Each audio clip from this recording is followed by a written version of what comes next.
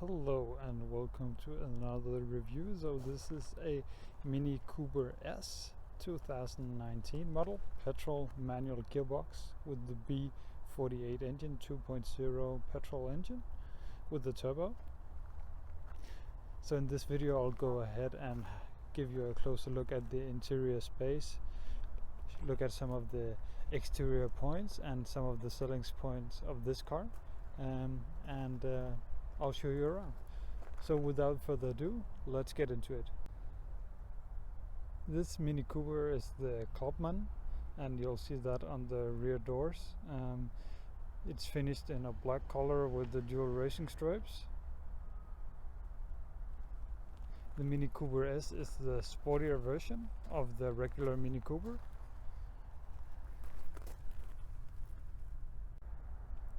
This Mini Cooper comes with LED headlights, parking sensors front and rear, and rear view camera. This one has been retrofitted with a extra heater for the interior of the car. I'll show you when we get into the interior specs.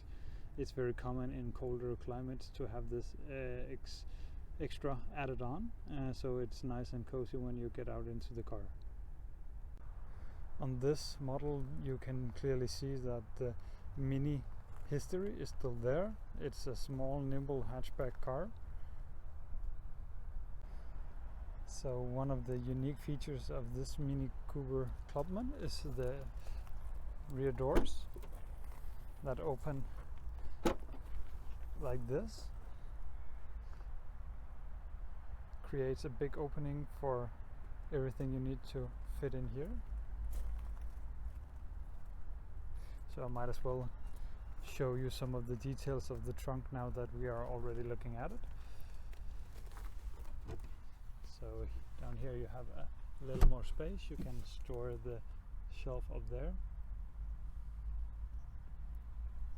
So here we have the cable for the retrofitted heater, some tire inflation kits, and some tow hooks and safety first aid kits. We have a 12 volt and some lights and a coat hanger here, if I can get it out. There you go. This one is also fitted with a trailer-hitch that is hidden underneath, and you'll see it has a dual exhaust. So you can only close the doors in one way here, so it has to be in this.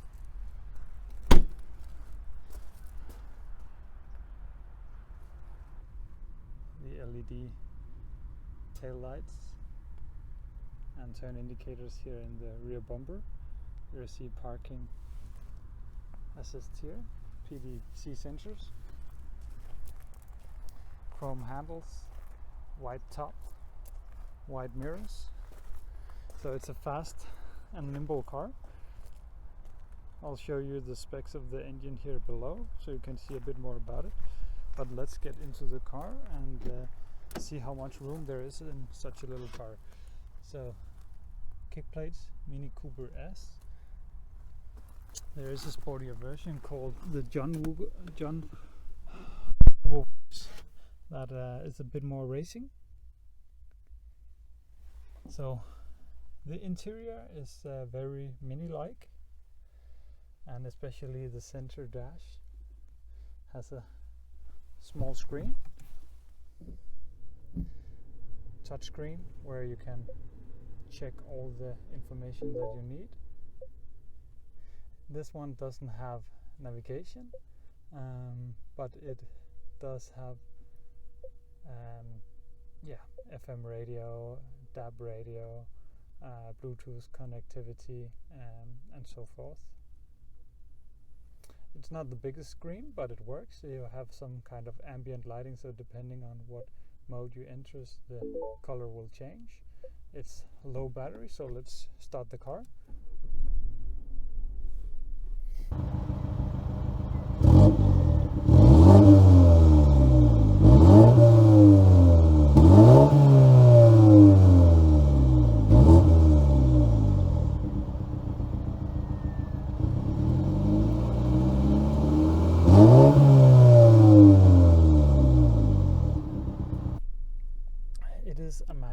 gearbox, this one, as I said before, so it's a 6-speed manual gearbox. Reverse is over here. What else like any other manual car? You have dual zone climate control, you have heated seats, defroster, AC, start stop button here, like something out of a jet fighter. You have park assist and stability control. Down here you have a USB regular one and a 12 volt.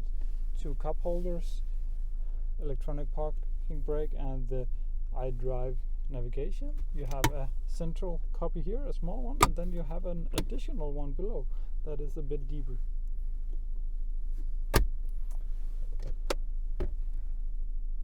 A glove box and some almost carbon fiber look, but looks great, especially here in the sunlight. You don't have a digital cluster, but you do have that on the newer ones.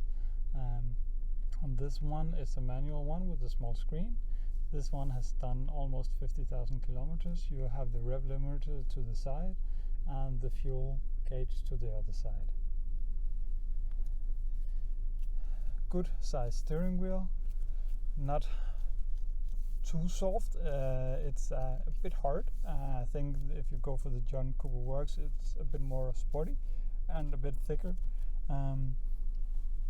You have the stalks here as you would expect for wipers and turn indicators. You have the cruise control or speed limiters over here, and here you have the radio, radio and so on, volume controls, door controls, window controls, mirrors, and that's about it. So let's see how much room I have here in the front seat. So in the front seats I actually have plenty of room here. I have 4 fingers of headspace, and leg space is also very good. I'm not hitting the steering wheel at all. I'm 196, so for a small car this is actually very good. Yeah, my seating position is good. I'm looking straight into the windscreen, and when I look to the side I look out the window and not into the B-pillar. So yeah, couldn't complain. So let's check out the rear seats, and here it's actually pretty spacious. I have good room for my legs, and there's a little cutout in the front seat that is in my seating position, driving position as before, and I have plenty of room here. My legs are floating a bit, but off the bench, but still good room. Let's see the height. So headroom wise, in the back also very good. Plenty of headroom, no issues there. I do sit quite on the taller side, so I'm looking in the top of the window here, but yeah, for me it's not a problem. If you get car sick, it might not be the best, but for me at least it will work perfectly fine. Let's check out some of the equipment in here. In the rear seats you'll find 2 USB-Cs, some HVAC controls, and of course the window controls. You'll have a little space here to fit some things, and that's about it. There's no armrest here, unfortunately, so no cup holders for the rear seats. Down here we see the heater that has been retrofitted, very common to do in northern countries when you get into Sweden, Norway, Finland. It's to help heat up the cabin before you sit into it if it's not fitted with an auxiliary heater from the factory. So, conclusion on this car. It's amazing to drive the manual gearbox in a small car like this with plenty of horsepower.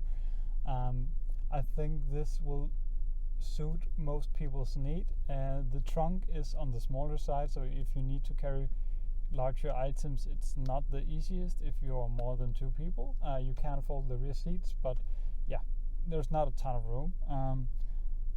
Then other than that, I actually think it will cover most people's needs. It's easy to drive. You can get it in a automatic gear shifter if you don't want the manual one.